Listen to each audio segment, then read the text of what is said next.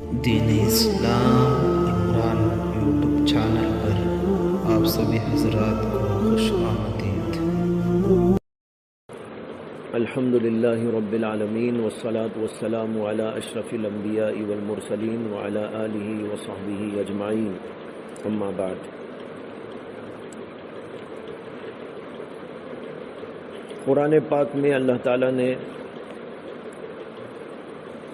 جو احکامات دیے ہیں ان احکامات میں سے ایک حکم ہے تقوی اختیار کرو۔ قرآن پاک کے اندر بے شمار آیات ہیں جن میں تقوی کا اللہ نے ذکر کیا ہے، تقوی کا حکم دیا ہے، تقوی کی اہمیت بتائی ہے۔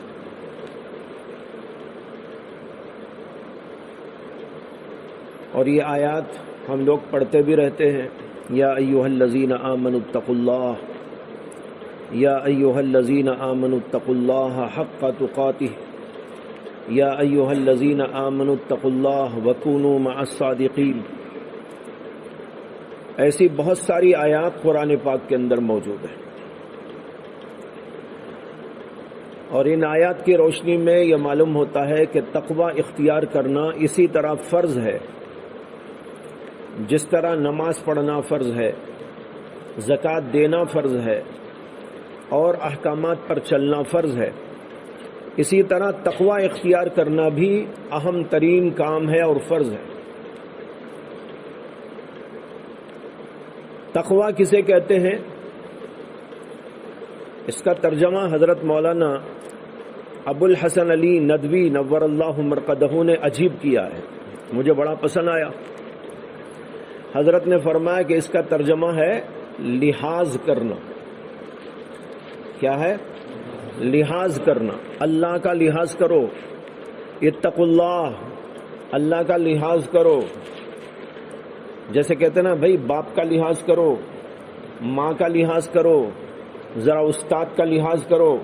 یہ ایسا جامع ترین ترجمہ ہے، اور قرآن کریم کی ان آیات کی تشریح ہے کہ جس کے اندر اس کے سارے معنی کھپ جاتے ہیں۔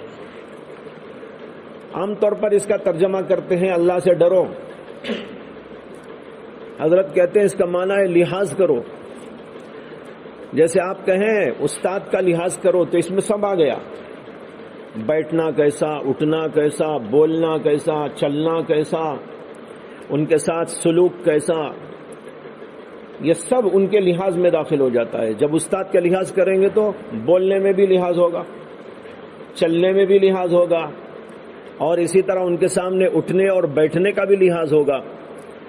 اسی طریقے پر اللہ کا لحاظ کرو۔ کیا مطلب؟ اللہ کے شایع نشان اس کے ساتھ تمہارا معاملہ ہونا چاہیے۔ کیا بول رہے ہیں ذرا سوچ کر بولو، کیا کر رہے ہیں سوچ سوچ کر کرو۔ نماز میں کھڑے ہیں تو بھی لحاظ کرو، نماز کے باہر ہیں تو بھی لحاظ کرو، کھا رہے ہیں تو بھی لحاظ کرو، گھر میں ہیں تو بھی لحاظ کرو، باہر ہیں تو بھی لحاظ کرو۔ اللہ تو ہر جگہ ہے۔ جب استاد سامنے ہوتا ہے تو استاد کے لیے سامنے لحاظ کیا جاتا ہے، اور اللہ تو ہر جگہ ہے۔ ہم اندر ہیں کہ باہر، لیکن اللہ کے سامنے تو ہیں۔ کہیں بھی ایسا نہیں کہ اللہ تعالیٰ کی نگاہوں سے ہم غائب ہو جائیں، اس لیے اللہ کا لحاظ ہر جگہ پر کرنا ضروری ہے۔ یہ ہے تقوی کا مفہوم۔ ایک دفعہ حضرت ابی ابن کعب رضی اللہ عنہ حضرت عمر بن خطاب رضی اللہ عنہ کے دربار میں آئے، ان کے دور خلافت میں۔ تو حضرت عمر نے کہا کہ ابی، میں جاننا چاہتا ہوں کہ تقوی کسے کہتے ہیں۔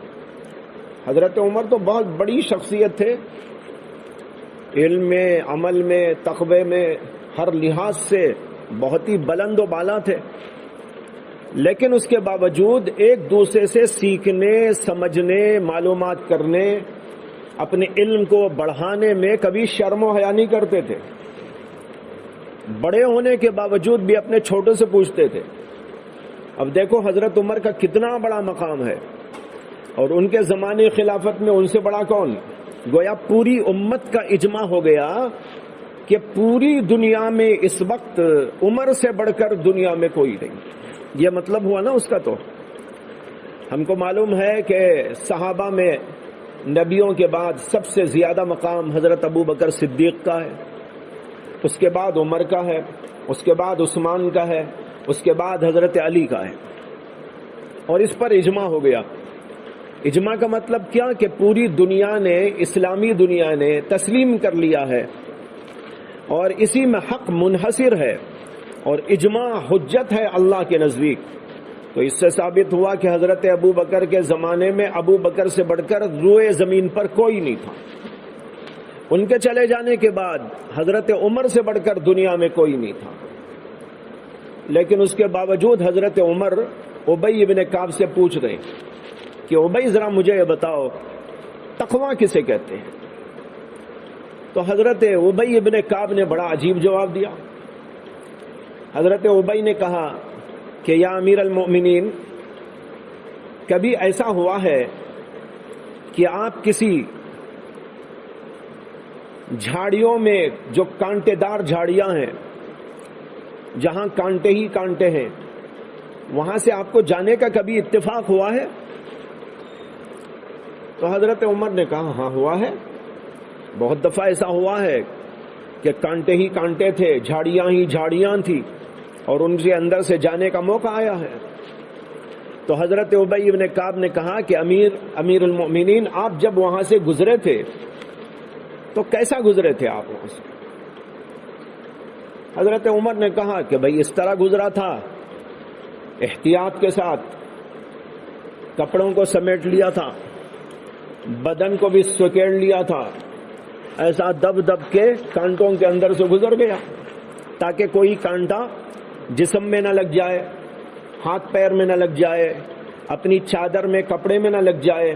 اس طریقے سے اپنے آپ کو بچتے بچاتے وہاں سے لے کے گیا۔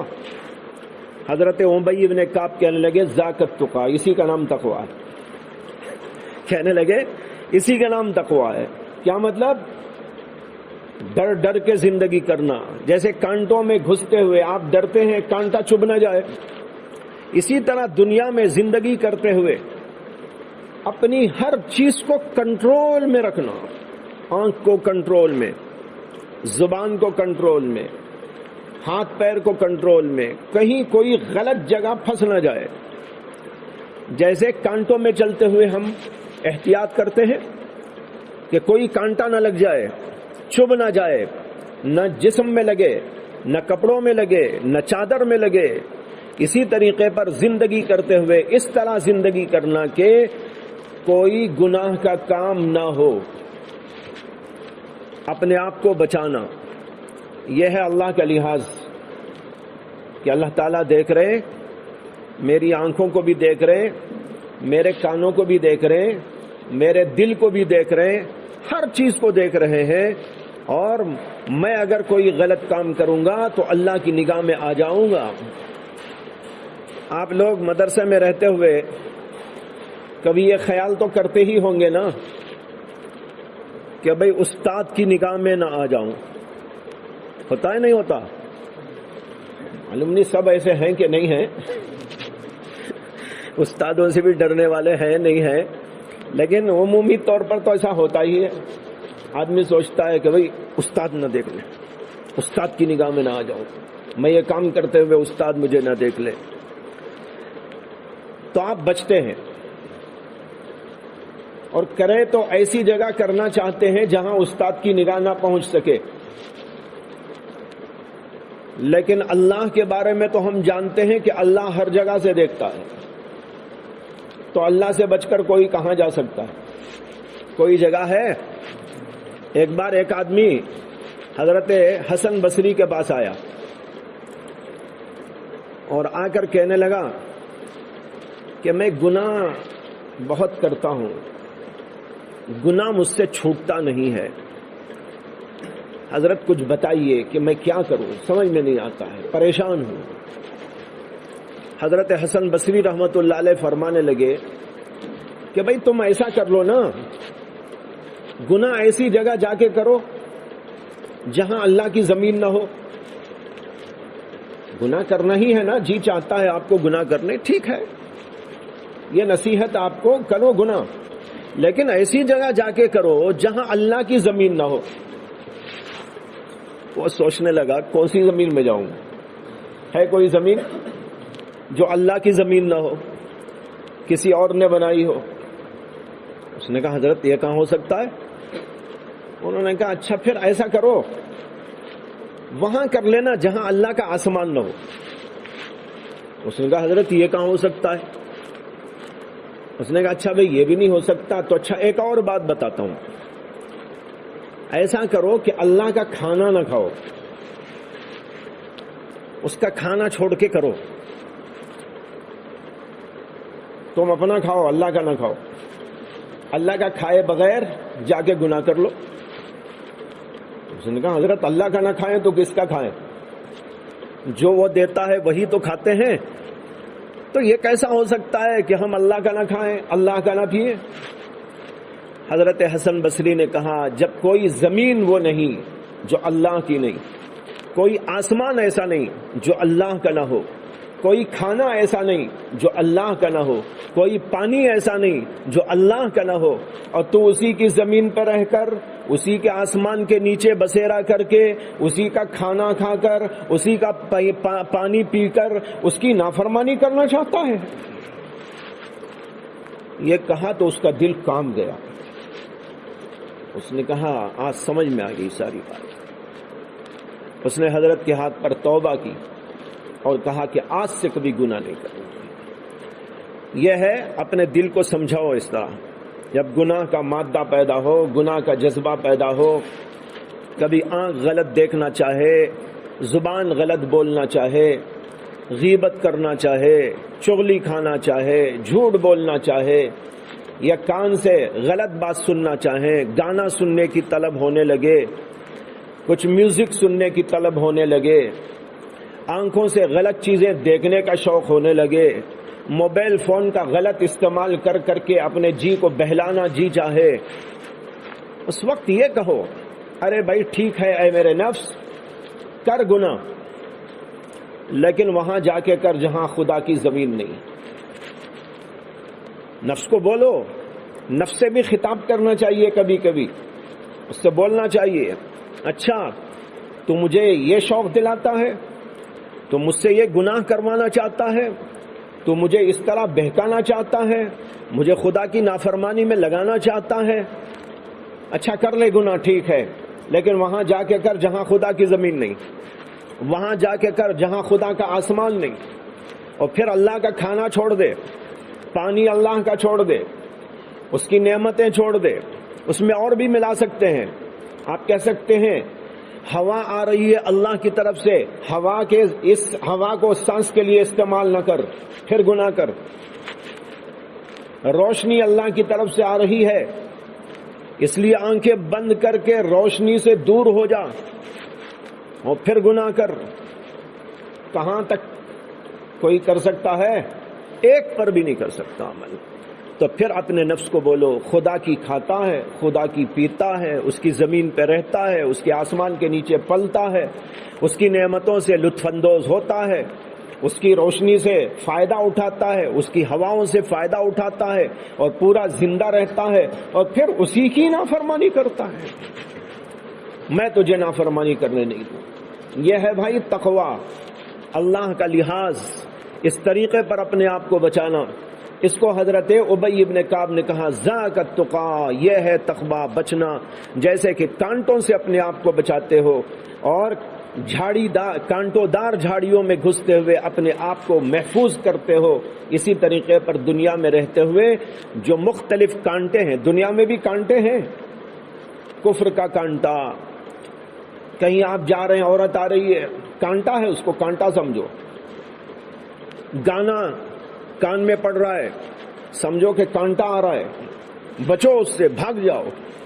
حضرت عبداللہ بن عمر ایک بار جا رہے تھے، ان کے شاگرد حضرت نافع ان کے ساتھ میں تھے.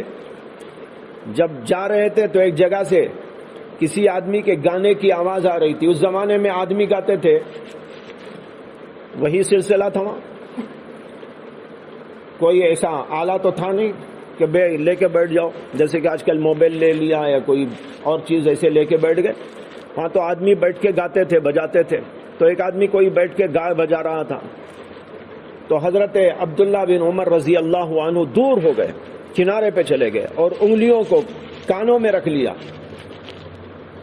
اور پھر اس کے بعد کچھ آگے بڑھنے کے بعد نافع سے کہا ذرا دیکھو آواز آ رہی ہے کہ ابھی؟ نافع نے کہا حضرت ابھی آواز آ رہی ہے، گانے کی آواز آ رہی ہے۔ پھر کان میں رکھ کر چلتے رہے چلتے رہے چلتے رہے، پھر اور آگے جانے کے بعد کہا نافع آواز آ رہی ہے؟ انہوں نے کہا نہیں حضرت اب نہیں آ رہی ہے۔ تب انہوں نے کانوں سے انگلیاں کو نکالا، یعنی کانوں کی حفاظت۔ جا رہے ہیں، آنکھ پڑ رہی ہے کہیں، نہیں اسے نیچے کرو، آنکھ نیچے کرو، حفاظت کرو، اور سمجھو کہ وہ چیز جو سامنے آ رہی ہے وہ میرے لیے کانٹا ہے، چبھ گیا تو میں گیا۔ اس طرح اپنی ہر چیز کی حفاظت، اس کا نام ہے تقوی۔ یہاں میں نے تقوی کا باب کھولا تو یہ باتیں ذہن میں آ گئی، اس کو عرض کر دیا۔ حضرت اسامہ بن شریک سے مروی ہے کہ رسول اللہ صلی اللہ علیہ وسلم نے ارشاد فرمایا کہ جس کام کو اللہ تعالیٰ تمہارے لیے ناپسند کرتے ہیں اپنی تنہائی میں بھی اس کام کو مت کرو، یہ ہے تقوی۔ اسی لیے قرآن کریم کے اندر یہ آیا ہے کہ یخشون ربہم بالغیب، یخشون ربہم بالغیب، یہ اللہ کے نیک بندے ایسے ہیں جو تنہائیوں میں بھی اللہ سے ڈرتے ہیں۔ سامنے ڈرنا تو بہت آسان ہے، بھائی وہ دیکھ رہا ہے، یہ دیکھ رہا ہے، یہ دیکھ رہا ہے، میرا دوست دیکھ رہا ہے، میرا دشمن دیکھ رہا ہے، میرا ساتھی دیکھ رہا ہے، استاد دیکھ رہا ہے، باپ دیکھ رہا ہے، ماں دیکھ رہی ہے، لوگ دیکھ رہے ہیں، گناہ سے بچ جاتا ہے۔ لیکن کمال تو یہ ہے یخشون ربہم بالغیب، تنہائی میں اللہ سے ڈرو۔ وہاں سوچو کہ یہاں کوئی دیکھے کہ نہ دیکھے، لیکن میرا رب تو مجھ کو دیکھ رہا ہے۔ الم یعلم بان اللہ یری، اللہ کہتے ہیں کیا جانتا نہیں انسان کہ اللہ اس کو دیکھ رہا ہے؟ الم یعلم بان اللہ یری، انسان کو پتہ نہیں ہے کہ اللہ اس کو دیکھ رہا ہے۔ اور ایک جگہ یہ بھی کہا کہ لوگوں سے چھپ کر تو گناہ کرتے ہیں، لیکن میرے سامنے گناہ کرتے ہیں۔ لوگوں سے تو چھپتے ہیں، لیکن اللہ سے چھپیں گے کیسا؟ کوئی اللہ سے چھپ سکتا ہے؟ نہیں چھپ سکتا۔ اس لیے یہ ذہن میں ہونا چاہیے کہ ہم کہیں بھی ہو اللہ ہم کو دیکھ رہا ہے۔ رسول اللہ صلی اللہ علیہ وسلم فرماتے ہیں جس کام کو اللہ تعالیٰ تمہارے لیے ناپسند کرتے ہیں اپنی تنہائی میں بھی اس کام کو نہ کرو۔ لوگوں کے سامنے تو بچ جائیں گے، لیکن تنہائی میں بچنا کمال ہے۔ امام ابو حاتم کہتے ہیں عقل و سمجھ رکھنے والے پر واجب ہے کہ اسے معلوم ہو کہ عقل کے لیے کچھ احکام اور نواہی ہیں جن کا جاننا ضروری اور ان کو ان کے اوقات پر استعمال کرنا عام اور اوباش قسم کے لوگوں سے امتیاز رکھنے کے لیے لازم ہے۔ اور میں اس کتاب میں آگے یہ ذکر کروں گا کہ عقل کے اوامر اور نواہی کے 50 شعبے ہیں، تاکہ کتاب 50 ابواب پر مشتمل ہو اور ہر باب سنت نبوی علی صاحبہ الصلاۃ والسلام پر مبنی ہو۔ پھر ہر سنت کے ذکر کے بعد ہم حسب توفیق اس پر گفتگو کریں گے۔ یہ امام ابو حاتم ابن حبان جو بہت عظیم الشان محدث گزرے ہیں، متقدمین میں سے ہے، ان کی کتاب ہے۔ امام ابو حاتم ابن حبان، یاد رہے گا نام؟ کل پوچھوں گا کتنوں کو یاد ہے۔ امام ابو حاتم ابن حبان البستی ان کا پورا نام ہے۔ ان کی لکھی ہوئی یہ کتاب ہے، اس کا نام ہے روضۃ العقلاء و نزہۃ الفضلاء۔ بڑی عجیب اور شاندار کتاب ہے۔ نام کا کیا مطلب؟